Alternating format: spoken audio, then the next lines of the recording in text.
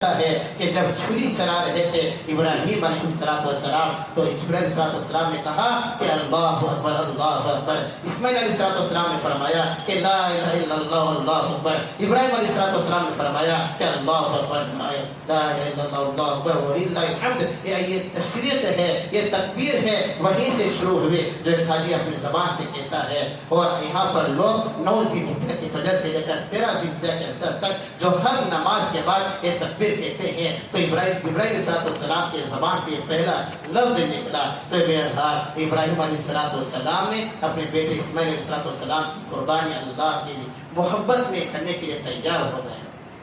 اصل قربانی شعار اسلام میں سے ہے. یہاں سے کچھ مسائل آپ کو بتاتا ہوں. اصل قربانی شعار اسلام میں سے ہے. شعار اسلام سے مطلب کہ اسلام کی علامتوں میں سے علامت قربانی کرنا ہے. زمانے جاہلیت میں لوگ قربانی کیا کرتے تھے، جانوروں کی قربانی کرتے ہیں، لیکن اللہ کے نام پر نہیں بلکہ مسیح اور بتوں کے نام پر جانوروں کی قربانی کرتے ہیں. اللہ تبارک و تعالی نے فرمایا کہ فصلی لربک وانحر. جس طرح نماز اللہ ہی کے لیے پڑھنا ہے، قربانی بھی اللہ ہی کے لیے کرنا ہے. زمانے جاہلیت میں لوگ قربانی تو کرتے تھے لیکن بتوں کے نام پر. اللہ نے کہا کہ جس طرح نماز اللہ ہی کے لیے ہے، قربانی بھی اللہ ہی کے لیے کرنا ہے. فصلی لربک وانحر. قرآن پاک حدیث پاک کے اندر آتا ہے نا کہ اللہ کے رسول علیہ السلام جب مکہ چھوڑ کر مدینہ چلے گئے، مدینے میں 10 سال اللہ کے نبی رہے تو 10 سال تک برابر قربانی کرتے رہے. صحابہ نے زید بن ارقم رضی اللہ تعالیٰ عنہ فرماتے ہیں کہ صحابہ نے پوچھا کہ یا رسول اللہ صلی اللہ علیہ وسلم قربانی کیا چیز ہے؟ ما هذه الوضاعی، قربانی کیا چیز ہے؟ تو اللہ کے نبی نے فرمایا کہ سنت ابیکم ابراہیم، یہ تمہارے باپ ابراہیم علیہ السلام کی سنت ہے. پھر صحابہ نے پوچھا کہ قالوا فما لنا فیہا یا رسول اللہ، اس قربانی کے بدلے میں ہم کو کیا ملے گا؟ تو اللہ کے نبی نے فرمایا کہ ہر بال کے بدلے میں ایک نیکی ملے گی. ہر بال کے بدلے میں ایک نیکی ملے گی. عائشہ صدیقہ رضی اللہ تعالیٰ عنہ فرماتی ہیں کہ قربانی کے دنوں میں جانور کا خون بہانے سے زیادہ اللہ تبارک و تعالیٰ کو دوسرا کوئی عمل پسند نہیں ہے. اللہ تبارک و تعالیٰ قربانی کے دنوں میں جانور کا خون بہانے سے زیادہ کوئی دوسرا عمل اللہ پسند نہیں فرماتے قربانی کے دنوں. اس کا مطلب یہ ہے کہ قربانی اللہ کو زیادہ پسند ہے. حدیث پاک کے اندر یہ بھی آتا ہے نا کہ جو بندہ جانور کی قربانی کرتا ہے تو قیامت کے دن حشر کے میدان میں اس جانور کی سکھ کے ساتھ، کھروں کے ساتھ اللہ کے دربار میں پیش ہوگا. عائشہ فرماتی ہیں کہ جانور کا خون زمین پر گرنے سے پہلے اللہ کے دربار میں پہنچ جاتا ہے. جانور کا خون زمین پر گرنے سے پہلے اللہ کے دربار میں پہنچ جاتا ہے. اب قربانی امام ابو حنیفہ رحمۃ اللہ علیہ کے نزدیک قربانی کرنا واجب ہے. حدیث پاک کے اندر فرمایا گیا کہ جس کے پاس وسعت ہو قربانی دینے کی، طاقت ہو قربانی دینے کی، مال ہو قربانی دینے کی، قربانی نہیں دیتا اس کے باوجود، تو اللہ کے نبی نے فرمایا کہ عید کے دن وہ ہماری عیدگاہ کو بھی نہ آئے. عید کے دن وہ ہماری عیدگاہ بھی نہ آئے، عید کی نماز بھی نہ پڑھے، عیدگاہ بھی نہ آئے. کتنی بڑی سخت وعید ہے.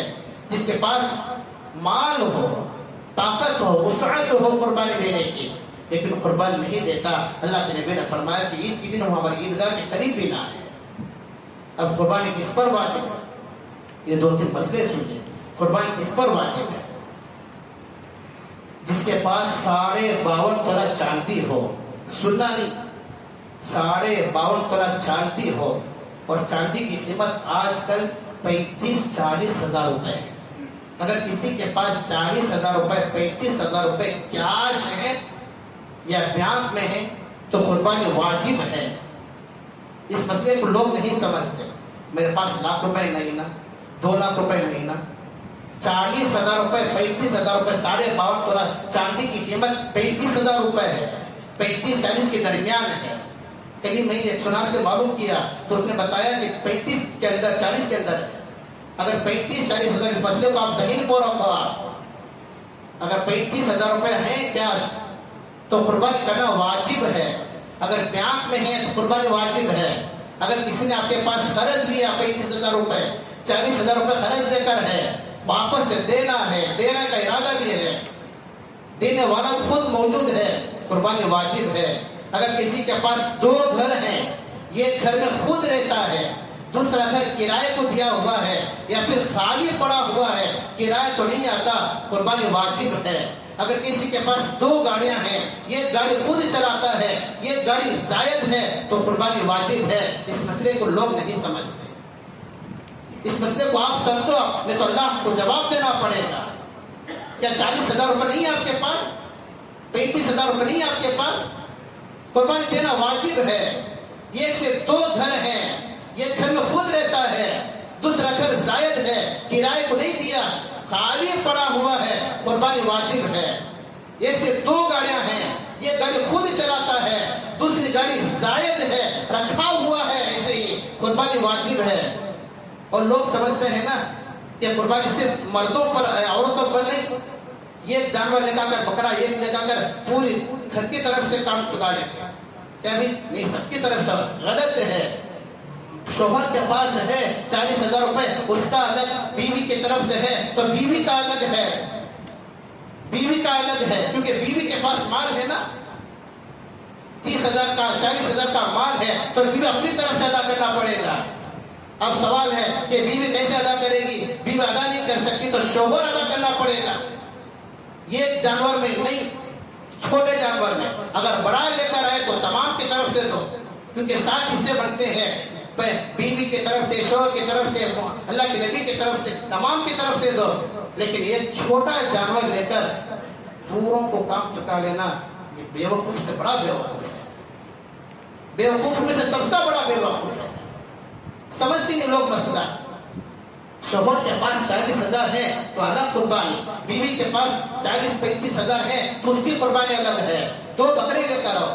اور ایک مسئلہ کئی سالوں سے میں آپ کو سمجھا رہا ہوں، پھر بھی لوگ پوچھتے ہیں کہ حضرت میں پہلی بار دے رہا ہوں، سو نبی کی طرف سے دینا گیا، پہلی بار دے، آپ پہلی بار دو یا دوسری بار دو، نبی کی طرف سے نہیں، ہر بار آپ بھی اپنی طرف سے دینا پڑے گا۔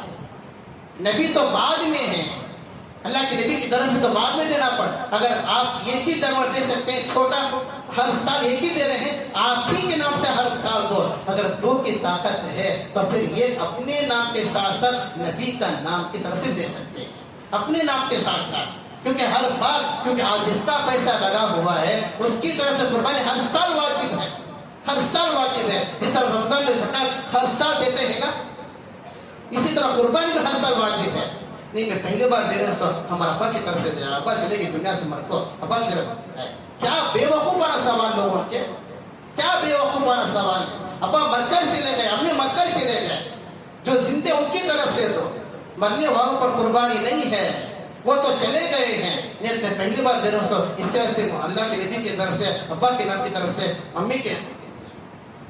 امی کے پاس طاقت ہے تو امی دے گی، ابا کے پاس طاقت ہے تو ابا دے گا۔ اگر آپ کے پاس طاقت ہو آپ اپنی طرف سے دو۔ یہ مسئلہ بار بار سمجھایا جائے، ہر سال میں سمجھاتا ہوں آپ کو، پھر بھی لوگ پوچھتے نہیں، نبی کی طرف سے اگر دینا ہے تو بعد میں 2nd نمبر پر ہے، مرحوم کی طرف سے دینا ہے 2nd نمبر پر ہے۔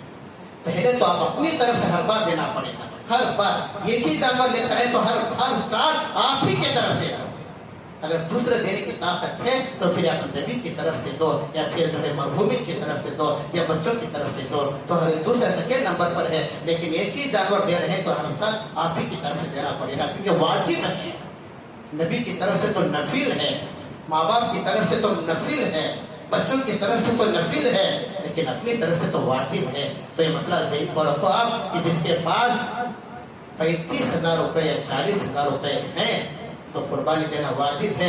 بیوی کی طرف سے الگ، شوہر کی طرف سے اگر الگ، اگر کوئی بڑا جانور لے کر آتا ہے تو 7 حصے بنتے ہیں، تو بیوی کو ملا لو، اللہ کے نبی کو ملا لو، مرحوم کو ملا لو، اس سے کوئی فرق نہیں پڑتا اگر بڑا جانور لے رہے ہیں تو یہ مسئلہ۔ اور دوسری بات یہ، دوسرا مسئلہ یہ ہے کہ اچھا قربانی، ایک پہلا تو یہ تو بتا دیا کہ قربانی کس پر واجب ہے، اور امام ابو حنیفہ رحمۃ اللہ علیہ کے نزدیک تو قربانی کرنا واجب ہے، اور قربانی کس پر واجب ہے۔ اسی طرح قربانی کے 3 دن ہیں، پہلا دن تو یا دوسرا دن، تیسرے دن عصر تک بھی دے سکتے ہیں۔ اسی طرح جو ہے قربان بیل، بکرا، بکری، دمبا، بھینس، گائے، اور اسی طرح اونٹ، ان تمام جانوروں کی قربانی جائز ہے۔ بکرا بکری 1 سال کے ہونا ضروری ہے، اور گائے بیل بھینس بھینسا 2 سال کے ہونا ضروری ہے، اونٹ 5 سال کا ہونا ضروری ہے۔ ان سے کم عمر قربانی جائز نہیں ہے۔ اگر کوئی جانور خریدا پیدائشی طور پر جو ہے سنگ نہیں ہے، پیدائشی طور پر سنگ نہیں ہے، یا درمیان سے کٹ ہو گئے، قربانی جائز ہے۔ لیکن جب سے اتنا اکھڑ گئے کہ اس کا اثر دماغ پر پڑ رہا ہے، قربانی جائز نہیں ہے۔ اگر کوئی ایسے جانور کی قربانی جائز نہیں ہے۔ اگر کسی نے ایسا جانور خریدا جو لنگڑا ہے، کاڑا ہے، قربانی جائز نہیں ہے۔ اس کا ایسا کمزور جانور ہے جو چل کر اپنی قربان گاہ تک نہیں چل سکتا، قربانی جائز نہیں ہے۔ ایسا جانور خریدا جس کا کان، جس کی دم پونے حصے سے زیادہ کٹی ہوئی ہو، قربانی جائز نہیں ہے۔ ایسا جانور خریدا جس کے دانت تو بالکل نہیں ہے، یہ اکثر نہیں ہے، قربانی جائز نہیں ہے۔ اگر کسی نے جانور خریدا لیکن خریدتے وقت جو ہے حاملہ تھا، جانور حاملہ تھا، اور ذبح کرتے وقت یا ذبح کرنے سے پہلے یا ذبح کرنے کے بعد بچہ پیدا ہو گیا تو اس کو پال نہیں سکتے، تو اسی بھی اس کے ساتھ ذبح کر دینا ہے، پھر اس کا گوشت ملا کر تقسیم کر دینا ہے۔ یہ قربانی کا حکم، قربانی کے مسائل ہیں۔ اسی طرح جو ہے اگر کسی نے جانور خریدنے کے بعد اس کے بال نکال لیے، اس کے بال نکال لیے، یا پھر اس کا دودھ نکال لیے، تو پھر جتنے بال نکالے ہیں، جتنے دودھ نکالے ہیں، اس کی قیمت صدقہ دینا واجب ہے۔ بال نہیں نکال سکتے۔ اس کے شیخ اللہ خان صاحب اپنی کتاب نفائس الفقہ میں لکھا ہے، شامی کا حوالہ انہوں نے دیا ہے کہ قربانی کے جانور کے بال نہیں نکال سکتے، قربانی کا دودھ نہیں نکال سکتے۔ اگر کس نے جانور کو قربانی کے لیے سے خرید لیا، بال نکال لیا یا دودھ نکال لیا، اس کی قیمت اتنا واجب ہے۔ تو بہرحال یہ قربانی کے چند مسائل تھے جو میں نے آپ حضرات کے سامنے عرض کیے۔ ابھی بہت سارے مسئلے، ابھی کل ایک سال مسئلہ پوچھ رہے تھے، حضرت ہمارے گھر میں انتقال ہو گیا، کیا قربانی دینا کیا؟ انتقال ہو گیا تو قربانی دینا کیا؟ قربانی سے انتقال سے کیا تعلق ہے؟ نہیں، آپ سمجھدار ہیں، قربانی سے انتقال سے کیا تعلق ہے؟ کوئی تعلق ہی نہیں ہے۔ مرنے والے تو مر کر چلے گئے، جانے والے تو دنیا سے چلے گئے۔ اگر مالدار ہیں تو قربانی واجب ہے۔ اس سے پہلے بھی میں نے عرض کیا کہ ایک سال مسئلہ پوچھ رہے تھے کہ حضرت جانور، پالے ہوئے جانور کو قربانی دے سکتے کیا؟ ابراہیم علیہ السلام نے اپنے بیٹے کی قربانی کر دی، تو پالا ہوا جانور کیا مقام ہے؟ کیا یہ سمجھ نہیں سکتے لوگ؟ ابراہیم علیہ السلام تو اپنے بیٹے کی قربانی کر دی، پالے ہوئے جانور کی قربانی کر سکتے۔ ایسے سے بے وقوفانہ لوگ سوال کرتے ہیں جن کا شریعت میں دور دور تک کوئی تعلق ہی نہیں ہے، کوئی تعلق ہی نہیں ہے۔